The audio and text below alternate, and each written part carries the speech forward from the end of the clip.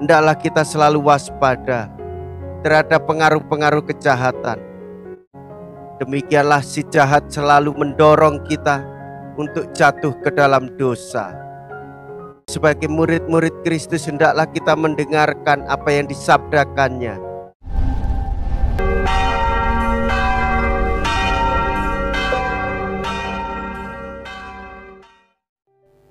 Saudara-saudariku yang terkasih, hari ini Selasa 1 Agustus 2023. Saya Romo Siga dari Paroki Santo Yusuf, Surabaya. Dalam nama Bapa dan Putra dan Roh Kudus, amin. Gereja merayakan peringatan wajib Santo Alfonsus Maria de Liguori. Mempelajari hukum dan segala yang berkaitan dengan itu selalu menjadi perhatian Alfonsus. Ia seorang ahli hukum yang cakap di pengadilan Napoli. Perhatian akan hukum tak pernah dilepaskannya ketika ia menjadi imam. Di dalam gereja yang akibat Jansenisme menjadi kaku dan statis, di bawahnya dinamika dan cinta kasih Injili. Alfonsus mendirikan kongregasi Redemptoris. Kelak ia menjadi uskup dekat Napoli. Seperti lalang itu dikumpulkan dan dibakar dalam api. Mea culpa, mea culpa, mea maxima culpa.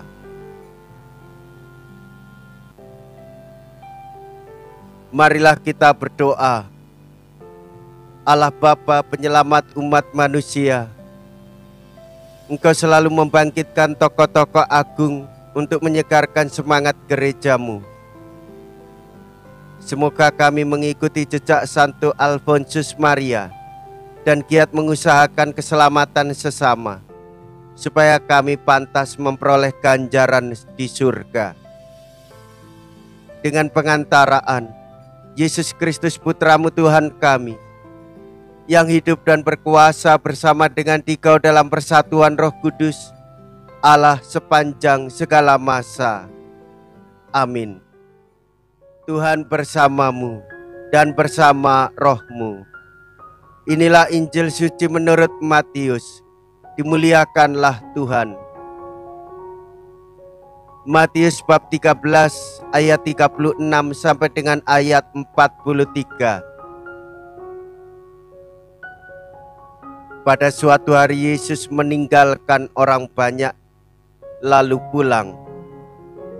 Para murid kemudian datang dan berkata kepadanya, "Jelaskanlah kepada kami arti perumpamaan tentang lalang di ladang itu." Yesus menjawab, "Orang yang menaburkan benih baik ialah anak manusia. Ladang itu ialah dunia. Benih yang baik adalah anak-anak kerajaan, dan lalang adalah anak-anak si jahat. Musuh yang menaburkan benih lalang ialah iblis. Waktu menuai ialah akhir zaman, dan para penuai itu malaikat. Maka seperti lalang itu dikumpulkan dan dibakar dalam api, demikian juga pada akhir zaman. Anak manusia akan mengutus malaikat-malaikatnya dan mereka akan mengumpulkan segala sesuatu yang menyesatkan dan semua orang yang melakukan kejahatan dari dalam kerajaannya. Semuanya akan dicampakkan ke dalam dapur api. Di sanalah akan terdapat ratapan dan kertak gigi. Pada waktu itulah orang benar akan bercahaya seperti matahari dalam kerajaan Bapa mereka. Siapa bertelinga, hendaklah ia mendengarkan." Demikianlah sabda Tuhan. Terpujilah Kristus. Saudara-saudariku yang terkasih, kerajaan surga ialah Yesus Kristus sendiri. Ia memberikan benih rahmat di dalam hati setiap orang. Ia menanamkan sabdanya di dalam hati kita. Orang yang menabur benih yang baik di ladang adalah Kristus sendiri. Yesus mewartakan pertobatan dan kerajaan Allah di dunia kita, sehingga setiap orang dapat mendengarkannya. Ketika semua orang tertidur, musuh atau iblis menaburkan benih lalang atau anak-anak si jahat. Kita sebagai murid-murid Kristus, hendaklah kita selalu waspada terhadap pengaruh-pengaruh kejahatan, seperti lalang yang menghimpit benih-benih kebaikan. Demikianlah si jahat selalu mendorong kita untuk jatuh ke dalam dosa.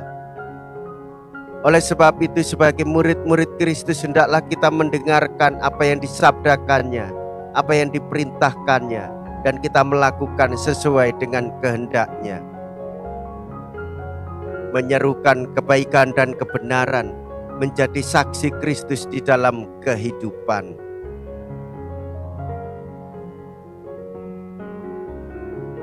Marilah kita berdoa. Allah Bapa yang patut dipuji, Engkau sudah memberi kami Santo Alfonsus Maria sebagai pembagi dan bentara misteri penyelamatanmu.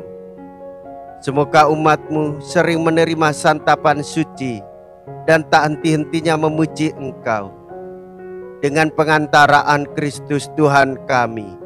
Amin. Tuhan beserta kita, sekarang dan selama-lamanya. Semoga Allah yang Maha Kuasa memberkati saudara sekalian, Bapa dan Putra dan Roh Kudus. Amin. Saudara-saudariku yang terkasih, pergilah.